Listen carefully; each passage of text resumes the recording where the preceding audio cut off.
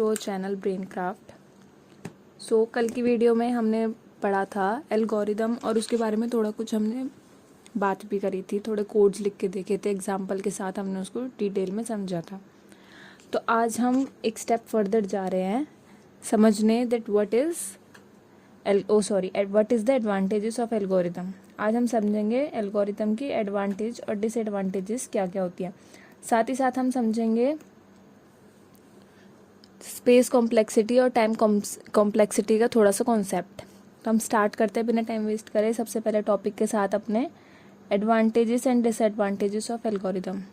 तो सबसे पहले एडवांटेज होती है इजी टू अंडरस्टैंड। ये मैंने आपको लास्ट वीडियो में भी बताया था कि जो भी हम एल्गोरिदम लिख रहे हैं वो इजी टू अंडरस्टैंड होनी चाहिए, आपको भी आसानी से समझ में आए, सामने वाले को भी आसानी से समझ में आए और मशीन को भी आसानी से समझ में आए, है ना। Since it is a stepwise presentation of a solution to a given problem, it is easy to understand. इसमें कहा गया है कि किसी भी प्रॉब्लम के सॉल्यूशन होती है, किसी भी प्रॉब्लम जो हमें दी गई है उसका सॉल्यूशन दी गई होती है। तो सॉल्यूशन कैसा होना चाहिए? एक आसान सॉल्यूशन होना चाहिए, है ना, जो कि इजी टू अंडरस्टैंड हो। Next, language independent. Last video में हमने ये भी डिस्कस करा था कि हमें किसी भी लैंग्वेज में स्पेशलाइजेशन की ज़रूरत नहीं होती है, लाइक C++, जावा, पाइथन, ऐसी कुछ नीड नहीं है कि हमें पहले इन लैंग्वेज को सीखना पड़ेगा, इसके सिंटेक्स याद करने पड़ेंगे या कुछ भी। No need. ये जो हमारी एल्गोरिदम्स होती हैं वो लैंग्वेज इंडिपेंडेंट होती हैं, किसी प्रोग्रामिंग लैंग्वेज पे डिपेंड नहीं करती हैं। It is not dependent on any programming language, so it can be easily to understand.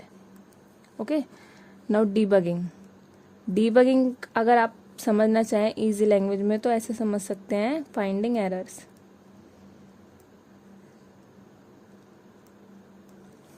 Every step is independent,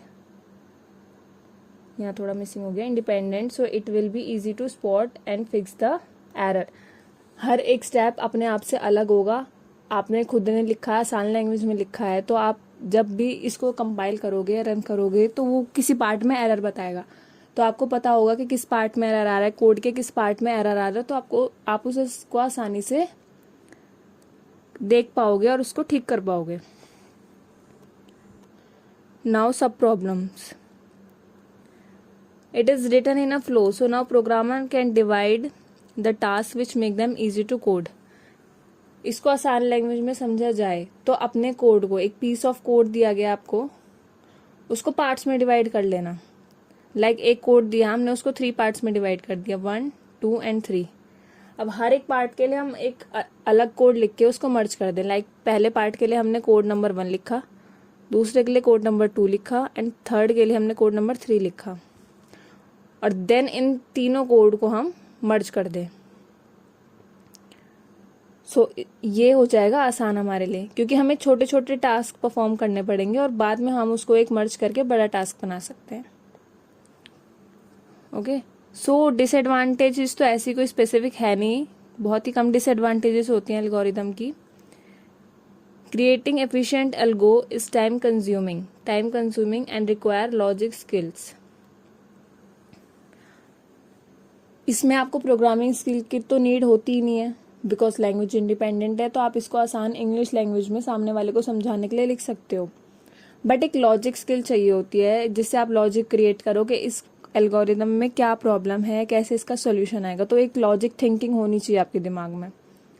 so programming की नीड नहीं है, बट लॉजिक स्किल्स की नीड होती है यहाँ पे।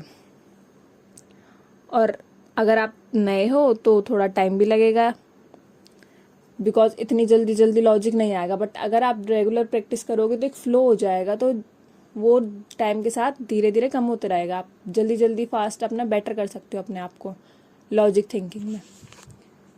सो that is all about our algorithm. अब हम अपने नेक्स्ट टॉपिक पे मूव करेंगे, that is our space and time complexities. So हमारा नेक्स्ट टॉपिक है कॉम्प्लेक्सिटी। जब भी हम कोई एल्गोरिदम लिखते हैं तो उसमें क्या क्या कॉम्प्लेक्सिटीज़ हो सकती हैं। सबसे पहले समझेंगे कॉम्प्लेक्सिटी, एल्गोरिदम कॉम्प्लेक्सिटी होता क्या है। फॉर एन एल्गोरिदम ए, कोई भी हमारी एल्गोरिदम है जिसको हमने नाम दिया है A, complexity is just on the basis of two parameter, कितनी दो कारण के उस पर हम कॉम्प्लेक्सिटी को जज करते हैं. सबसे पहला रीज़न क्या होता है, time complexity, and the second one is space complexity. Time complexity क्या होता है, it is measured by time taken by an algorithm to solve a problem. एक एल्गोरिदम को सॉल्व करने के लिए कितना टाइम लगा है, उसको हम टाइम कॉम्प्लेक्सिटी बोलते हैं. Time is measured by calculating the iteration of loop और number of comparison in the algorithm. अगर समझें कि हमारे जितने ज़्यादा लूप होंगे ना, तो हमारे जो भी आइट्रेटर होगा उसको बार बार एक लूप में एंटर करना पड़ेगा. इससे निकलेगा फिर इस लूप में, फिर इससे निकलेगा इस लूप में. जितने ज़्यादा लूप्स बनाएंगे हम, तो हमारे आइट्रेटर को उतनी बार हर एक लूप में घुस के और उसमें से निकलना पड़ेगा, तो उसमें ज़्यादा टाइम लगेगा, है ना. ये नंबर ऑफ कंपैरिजन बार बार जो हम लिखते हैं ना, for i is less than equals to n, i is greater than equals to n, ये जितने भी कंपैरिजन्स करते हैं बार बार कंपैरिजन होते रहेंगे, तो टाइम ज़्यादा बढ़ता रहेगा.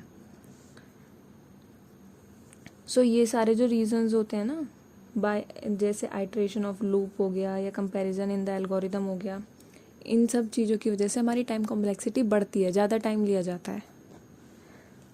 नेक्स्ट है हमारी स्पेस कॉम्प्लेक्सिटी की बात करें तो space complexity is space taken by the algorithm to solve a problem. Memory में उसने कितना स्पेस घेरा है, उसका हम स्पेस कॉम्प्लेक्सिटी बोलते हैं. आज के टाइम में हम स्पेस कॉम्प्लेक्सिटी पे इतना ध्यान नहीं देते हैं, बिकॉज लार्ज हमारी रैम जो है उसकी स्टोरेज आजकल बहुत बड़ी होने लगी है, मेमोरी चिप्स आने लगे हैं आजकल स्टोरेज के लिए. सो स्पेस कॉम्प्लेक्सिटी पे इतना ध्यान नहीं दिया जाता है, बट टाइम कॉम्प्लेक्सिटी बहुत नीडेड है, बिकॉज जितनी कम टाइम में हमारी एल्गोरिदम रन करेगी वो एल्गोरिदम उतनी अच्छी मानी जाएगी. It include space used by necessary input variable and any extra space that is used by the algorithm. Okay, so it include space used by necessary input variable, जो भी हमने declare करा अपने कोड में, and any extra space that is used by the algorithm. जितने भी हमने वो वेरिएबल्स डिक्लेयर करें, लाइक इंट का कोई करा है, फ्लोट का कोई करा है, कैर का कोई करा है या स्ट्रिंग का कोई करा है, तो इन सब के अलग अलग मेमोरी स्पेस होते हैं ना. So that is our space complexity. जितने ज़्यादा हम वेरिएबल डिफाइन करेंगे अपने प्रोग्राम में, उतनी ज़्यादा स्पेस कॉम्प्लेक्सिटी बढ़ती रहेगी. इसी में नेक्स्ट टॉपिक है हमारा एनालिसिस ऑफ एल्गोरिदम. किसी भी एल्गोरिदम को कैसे एनालाइज किया जाता है. It is the process of analysing the problem solving capability of algorithm in the term of space and time required. किसी भी एल्गोरिदम को एनालाइज कैसे किया जाता है, उसके स्पेस और टाइम के accordingly. The main concern of analysis of algorithm is to required time और परफॉर्मेंस. स्पेस की तो कोई बात ही नहीं है, बिकॉज आजकल बहुत बड़े बड़े डिवाइसेस, बहुत ज़्यादा डिवाइसेस आने लगे हैं स्टोरेज के लिए. बट टाइम के लिए बहुत मस्ट हो जाता है कि हमारी एल्गोरिदम जो अच्छा परफॉर्म करे कम टाइम में. सो टाइम के अकॉर्डिंगली अगर हम देखें तो हमारे पास 3 केसेस बनते हैं, worst case, best case, average case. पहले हम एक एग्जांपल से समझते हैं, उसके बाद हम इसको थ्योरी पढ़ेंगे. लेट अस सपोज एक बुक है हमारे पास, आपने उस बुक को खोला. अगर आप कोई पेज ढूंढ रहे हो और वो पेज आपको सबसे एंड में मिलता है, so that is your worst case, because आपको बहुत सारे पेज पलटने पड़े, उसके लिए आपका बहुत टाइम कंज्यूम हुआ. और अगर सेम एग्जाम्पल लें हम किसके लिए, बेस्ट केस के लिए, तो आपने बुक खोली और फर्स्ट पेज टर्न करते ही आपको अपना रिक्वायर्ड पेज मिल गया. So that is your best case कि आपने बुक खोलते ही आपको पेज मिल गया. और अगर एवरेज केस की बात करें तो आपको आधी बुक के बाद अपना पेज मिला. लाइक आपकी बुक में अगर 100 पेज हैं तो आपको 50 पेजेस के बाद अपना पेज मिल गया, रिक्वायर्ड पेज मिल गया. So that is your average case.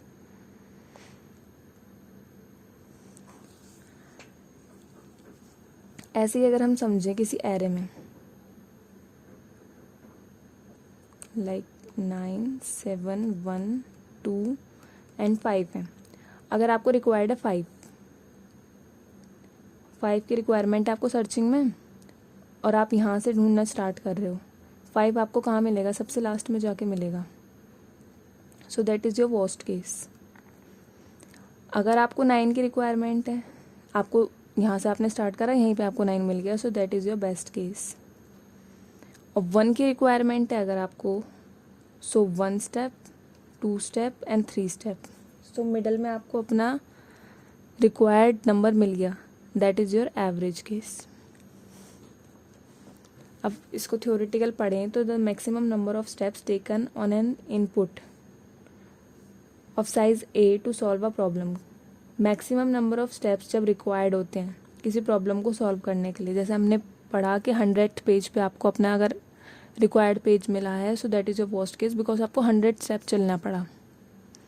Best case the minimum number of steps taken on any input of size a to solve a problem.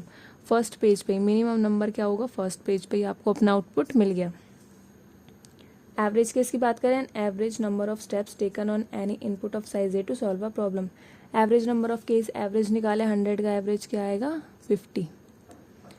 So 50th page पे आपको अपना required मिला, तो 50 हमने यहाँ discuss करा था, that will be your average case. यहाँ की बात करें तो 5 है, 5 का एवरेज क्या होगा? 3।